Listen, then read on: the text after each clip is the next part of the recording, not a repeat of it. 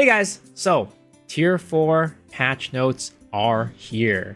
And with this comes a huge patch notes and probably a pretty long video, but I'll try to keep it as short as possible and not really cover the things that I don't think are very important. And also, if there's anything that's been already covered in a previous video, I'll probably just skim over those and leave a link in the description below for those videos that we did cover those things in the past. But before we dive into things, I just want to let you know a couple things. So first, new Lost Ark podcast coming up soon, likely going to be next Wednesday, so not tomorrow but the following Wednesday, and it's going to have me, Strylander, and Stoops. So the date is going to be still TBD a little bit. We're going to try to iron out schedules, but most likely going to be next Wednesday at 8 p.m. PST, so come tune in for that. And the second thing is that I have been one of the few folks that were selected by Amazon to be sponsored for the Ignite servers. I would really appreciate it if you guys come by and stop to say hi and hung out. But also, Amazon has given me some codes to give away with some goodies, so please come by for that. And in addition to that, coming out of my own pocket, I'll be giving away a couple of $100 Steam gift cards as well for our stream tomorrow. So if you're watching this today on October the 8th, the day before the patch, the first day of the patch, come on down. You'll have a chance to win a $100 Steam gift card. So yes, lots of stuff happening. But with that, let's dive into the patch notes. We have the news page pulled up here, but as per usual, with a really big patch notes release, I'm gonna be doing this on a PDF so we keep things organized. But first things first, it mentions that there will be a downtime that's gonna be lasting 15 hours. Unfortunately, it is a little bit long, but hopefully it gets done soon, right? Hopefully it gets done early. But hopping into it, we have North Curzan, which is going to be the new content. You're going to need to do this before you're going to be able to get into tier 4 and all the fun activities. So expect a lot of people to be doing these MSQ tomorrow when the patch drops. But you will need to do that, and also it's going to be a very good source of EXP, which is going to be very important because we're going to all try to get to level 70 as fast as possible, and also be a new roster level up to 400 as well. Then there is Kenyar Fortress, and this is actually a really interesting one because as it reads, it says Kenyar Fortress is a new dungeon that you can challenge alone or in a 4-player party. Requires 1620 item level and can be not entered any number of times. So there's no limit to the amount of times you can enter the Kenyar Fortress. Now it does mention that the first time you beat the boss in Kenyar Fortress each day, you're guaranteed to get a gear selection chest, but additional chests can be earned as drops. So my feeling of this is that they made this change really to make it so that we can actually get all of our tier 4 gears on day 1. As you can see here, somebody asked, hey, it says you can enter the fortress any number of times. This is a buff or a typo. And then Rox confirmed this has been changed intentionally to help smooth over the change from tier 3 to tier 4 gear. So with that, I'm pretty sure what that means is just enter this as many times as you want. That way you can get all your 1640 gear on day 1. Again, more evidence that Amazon is really taking a note of what is good and what's not from the Korean updates and making changes here to help smooth it out for us. So huge W to Amazon there. Thank you for making that change. We are able to get our 1640 gear on day 1 instead of having to hope for like RNG and get it like day 2, or if your RNG's bad, day 6. That would be terrible. So we can do this as many times as possible, or as we want to get our gears. Now we get the Kazros War Map, which is kind of the new way of navigating around and doing your dailies and things like that. And then we have the Ignite servers that's coming too. And there was more details on that from my video, I think it was yesterday. So be sure to watch that. I'll leave a link in the description below if you want more details. And then we're going to have the updates to the tier 4 progression systems. All this stuff is pretty much laid out for us in the past, so I'll leave another link down in the description below. Talk about all of these, but this is really just like, the Ark passives, engraving updates, gems, all of that fun stuff that we're going to be getting in tier 4. And then we have our Hyper Awakenings, which we have gone over the past as well. It's nice that we're getting, confirmed now that we are getting our Hyper Awakening and Hyper Awakening skills on the same day as tier 4. So our characters will be so much stronger with this update, and we're gonna be able to get Hyper Awakening right off the bat, which is crazy to think about. Now we have next the events. So this is going to be interesting, right? So we have the Light of Abyss event, which will run until November 27th, which is basically our shops. So this is the event shop that will be running up until November 27th. Users get honing materials, silver, EXP, card EXP, books, things like that. It's going to be good. Be sure to do this. Next, Yaw's Jar Season 3. We're finally getting our new season of legendary skins, which I'm looking forward to so much. The Striker one looks so cool. But what's really cool about this is that in the past, when we opened up a Yaw's Jar, right, if we didn't get what we wanted, we would get Amethyst Shards. I don't think we're getting that anymore from what I can tell.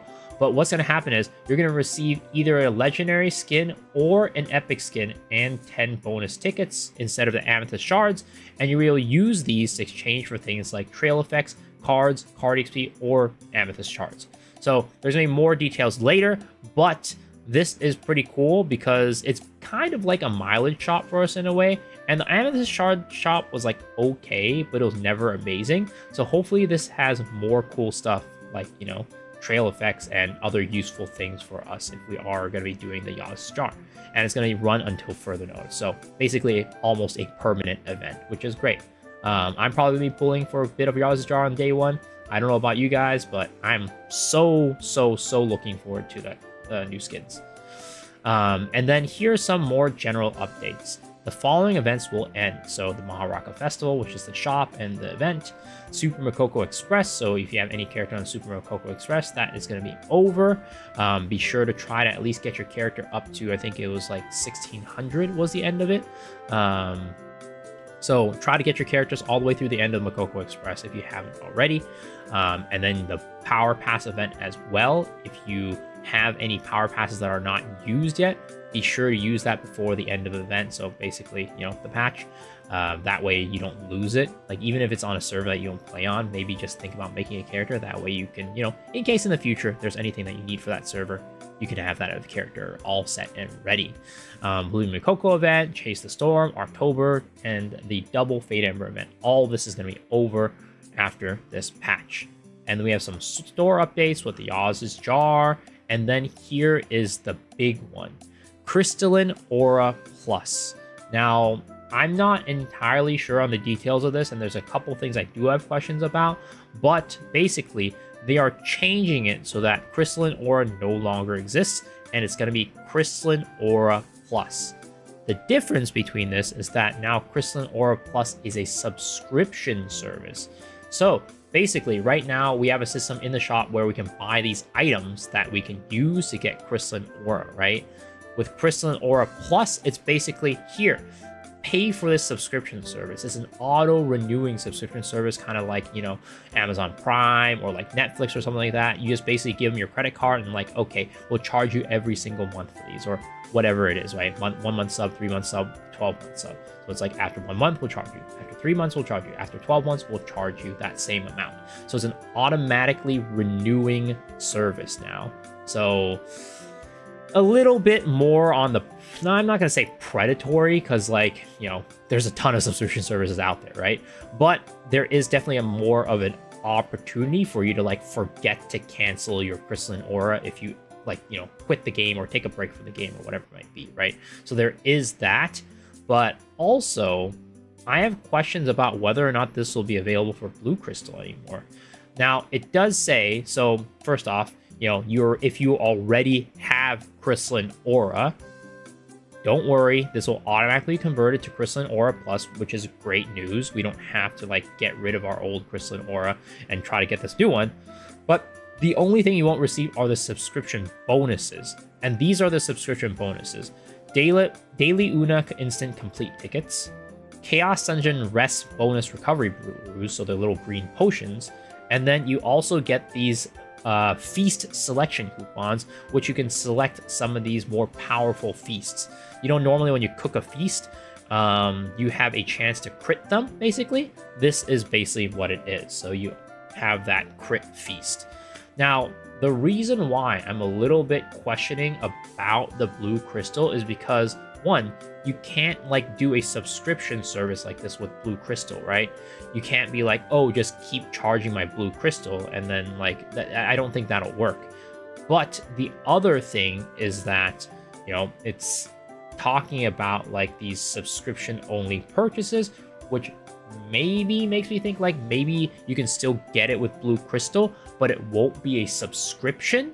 Like you'll get the Crystalline Aura Plus, but you don't have like the Crystalline Aura Plus subscription, and you don't get these bonuses as a result. I'm not entirely sure. And if I didn't mention it already, you will not get these subscription only bonuses if you already have Crystalline Aura and it gets converted, basically. Oh yeah, I did. It's like right here. But yeah, so I'm not entirely sure if the Blue Crystal will be available anymore. I really hope so, and I think that would be a huge mistake if they don't have the Blue Crystal anymore. So with the recent, I guess, proceedings of how Amazon has been doing things, I feel like I'm pretty confident that they'll probably keep the Blue Crystal version in the game, but just you don't get these subscription bonuses. We'll see. Hopefully that is the case.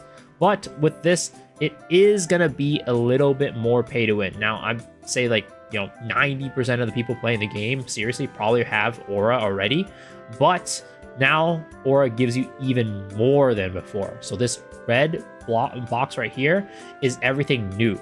So Ocean Liner is now free. You also get more combat EXP. You get more roster EXP, which is huge, right? This is huge, especially going into tier 4. You get more EXP gain for your trade skills. You get a faster boat speed. You get more stronghold materials. You get additional slots for every single thing in your stronghold, basically. And you get another Bifrost slot, which is kind of crazy, honestly. Again, a little bit more pay to win, but let's be real. Who wasn't using Aura, right? And as long as they keep it so that we can still get it with Blue Crystal, that's the most important part. But we'll have to see what happens. Now, we have a new Arc Pass, which is really fun and cool. And then we have more store updates, right?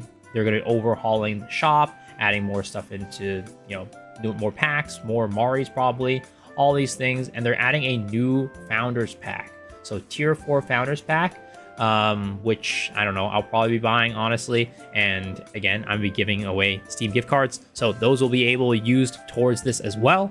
But that's really cool and fun. There's gonna be PvP updates as well, which I have covered in another video. I'll link in the description below again. But there's gonna be new PvP mode, which is really cool. And then here are some of the general updates, and I'm going to highlight the ones that I think are the most important and things we haven't talked about before. And first off, we're going to hop back to the main page because I don't know why the PDF didn't print this, but we are getting some updates to Transcendence to just make it so that the effects are more streamlined. It's not like a buff or nerf or anything, just more streamlined. And then we're going to have changes to engravings, like, you know, Ambush Masters is getting changed, Master Brawler, Cursed Doll, all these things. These were things that were covered in another video in the past, so I'll link that in the description below again. But I think that some really cool stuff is going to be this change down here to the current raids that we have, the current endgame raids. We are getting some changes to gold and also level. So as you can see here, gold was now increased to 16k for normal mode Echidna and 19.5k for hard mode in Echidna. But kind of in exchange for that, they reduced the amount of gold that we get from a Con and Ivory Tower. But the reasoning for that is because the entrance level is also decreasing for these. So Ivory Tower Hard is going to be going to 1610 from 1620. And then Thamine Hard is going to be reduced from 1630 to 1620. And then Gargaldees is going from 1610 to 1600. And Veskel is going from 1630 to 1610. And then there's a Chaos Gate changes as well. But these are really the important ones. And I think these are really, really good changes because this is going to help smooth out that curve that we have right now between 1600 and 1620, where it's a little bit of a dead zone in many ways. There's not that much new content there in between there to give us the materials that we need to push our characters in 1620. Because I still say that the 1610, well, I guess 1600 to 1620 push is still some of the hardest push that we have in the the game. So it's good that they've now changed these raids and changed these guardians so that we're able to get more materials and more gold in between those levels to help us push our characters up, as well as just give us more stuff to do because we are spending a lot of time in between that zone. You know, the director has mentioned in Korea that most people quit around 1600 to 1620. So now that there's this kind of more streamlined change into the game, it's going to be a lot better for every player in their experience of the game during these levels. And then with this also comes a change to the materials that we're getting. So the Echidna raids and the Behemoth raids are going to be giving us tier 4 materials instead of tier 3 materials, and also the accessories and, you know, the cards and everything is going to be tier 4 in Echidna and for Behemoth. And then really cool, the pets, I guess, are no longer going to be slaves. They're not going to be running on treadmills. They're going to be now dancing. And then we're going to have some good changes to where we can actually change like some auto settings to where when our pets are fully rested, they automatically get swapped out. And then when our pets are full, like low energy, when they're used up all their energy, they'll automatically get swapped out with fresh pets. So that way we don't have to go in and do as much like manually taking them out, putting them in, taking out, putting them in, which is a lot of really good changes. And then with the guilds, we're going to be getting roster guilds now. So every single character is not in the separate guild anymore. You still can do that, but for the most part, the guilds are now roster guilds. So all your characters in your roster will be part of one guild, which is great. Honestly, this was a change that I had hoped for since the beginning, but you know, I guess it's better late than never, right?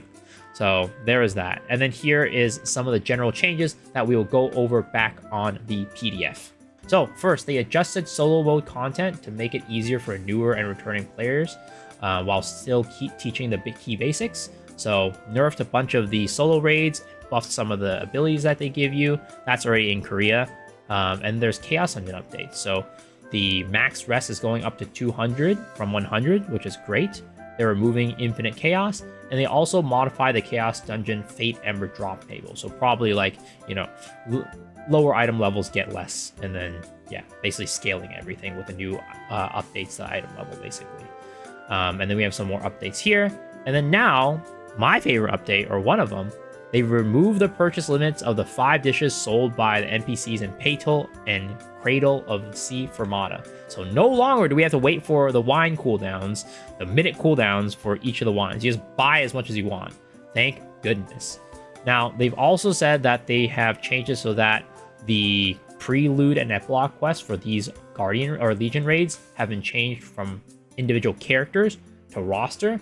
So kind of a bummer if people are trying to get more roster EXP, but for everybody else, it's a good change. And we also get more cards. So anybody who has not done just yet, you will get this at the end. And if you've already done these quests, then you'll just get them in your universal storage, which is cool. Some people are still probably working towards their KLC card set, so that's gonna be helpful.